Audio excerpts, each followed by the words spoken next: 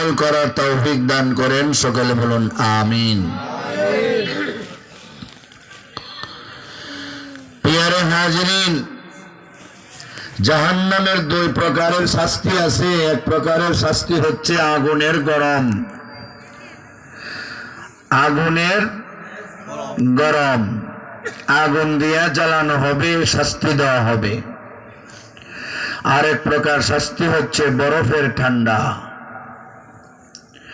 এটা কেমন ঠান্ডা? এর চাইতে কোটি কোটি কোটি কোটি গুণ বেশি ঠান্ডা হবে জাহান্নামের একটা শাস্তি। নাউজুবিল্লাহ বলেন।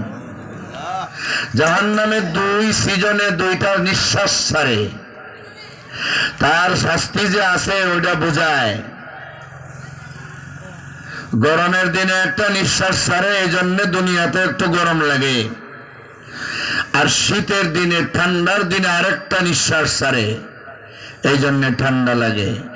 সামান্য একটা নিঃশ্বাস, আর যার ভিতরে কোটি কোটি নিঃশ্বাস রয়ে গেছে। এখন বুঝেন এটা কত ঠান্ডা, কত গরম।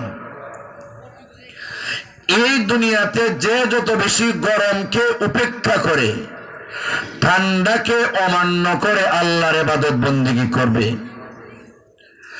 যতই ঠান্ডা আসুক না কেন আমি ওযু করবই, যতই ঠান্ডা আসুক না কেন আমি নামাজ পড়বই, যতই ঠান্ডা আসুক না কেন আমি ওয়াজ তাফসীরে যাবই।